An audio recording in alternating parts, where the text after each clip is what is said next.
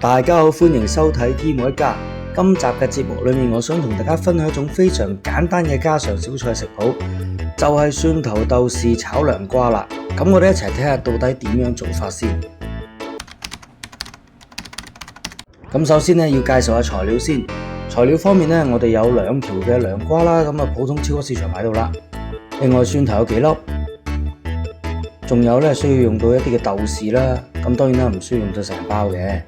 另外仲有鹽啦、糖啦，材料基本上呢就係咁多噶啦。咁一開始嘅時候呢，我哋要先處理咗2隻涼瓜先啦。咁我哋輕溫水洗咗佢嘅表面之後呢，就嚟到去將佢呢用把刀將頭尾兩邊呢就切咗，然後呢再用把刀呢嚟到喺中間呢將佢破開1開2咁樣啊。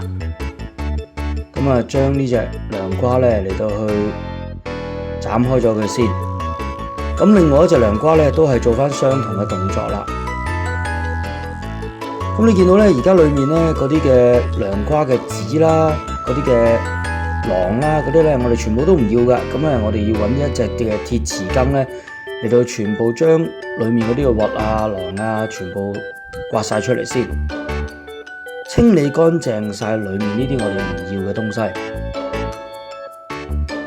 刮乾淨晒之後呢，我哋就可以用把刀呢嚟到去將呢幾隻嘅涼瓜呢，就全部將佢呢係切片啦。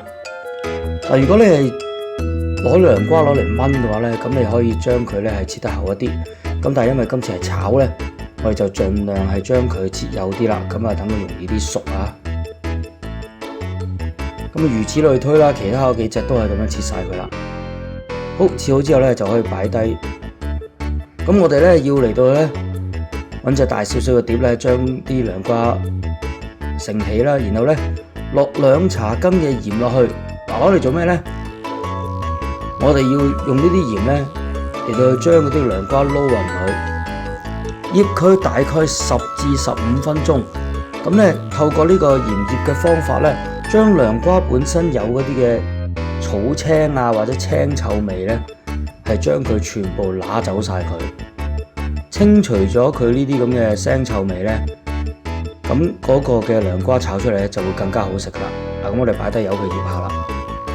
趁嗰啲涼瓜係醃緊嘅時候呢，我哋就處理下嗰幾粒蒜頭先。好簡單啦，拍一拍佢，去咗啲皮，然後呢就將佢全部切成蒜蓉啦。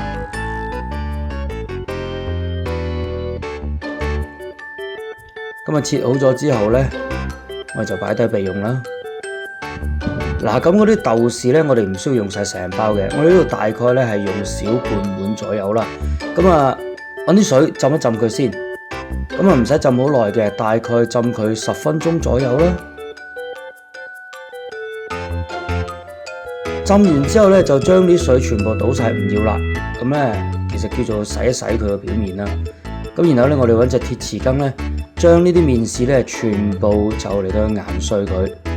啲麵豉研過之後呢，一陣炒嘅時候呢，佢會嗰啲香味呢係會更加容易釋放出嚟㗎。好啦，研碎咗就係咁啦。咁另外呢，嗰啲嘅涼瓜呢，我哋已經醃咗10分鐘啦。咁我哋而家揾水呢，將所有頭先嗰啲嘅鹽分呢洗走晒佢先。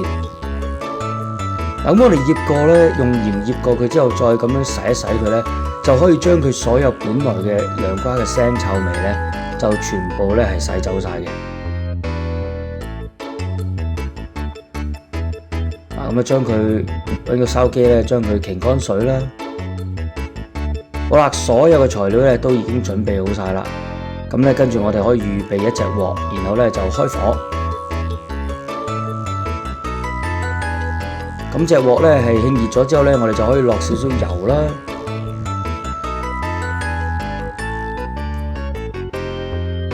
將嗰啲油呢係喺個鑊度呢係啷勻咗個底。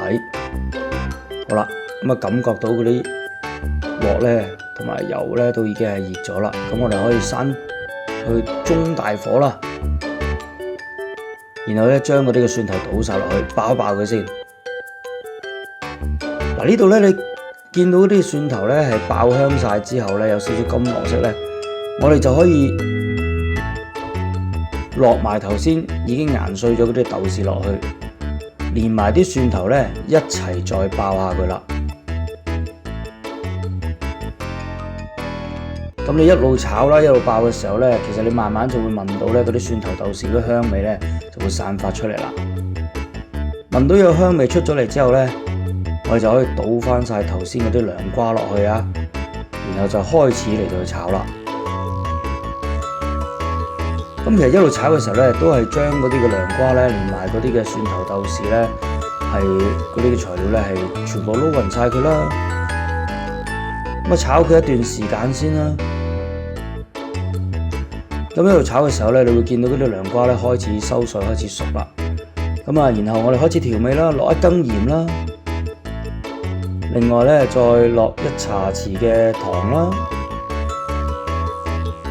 落完調味料之後咧，我哋就可以再炒下佢先。好啦，炒到咁上下咧，我哋要加翻少少水，咁啊等佢唔好咁乾身，有啲汁啦。另外咧，其實落咗水之後咧，輕輕兜一兜佢啊。哇，盡量將佢咧全部鋪得比較平少少，然後咧冚翻個蓋。煮佢大概3分鐘，好啦，話咁快就3分鐘啦。3分鐘之後你睇下嗱，因為用水咁樣咧，加咗水落去煮過咧，佢就完全熟晒噶啦。嗱，你睇下呢一個嘅蒜頭豆豉炒涼瓜就係咁簡單啦，其實一啲難度都冇嘅呢個餸，但係咧佢卻係一個非常之惹味嘅餸菜，係好啱餸飯嘅。好啦，炒好咗之後咧，我哋就可以將佢上碟啦。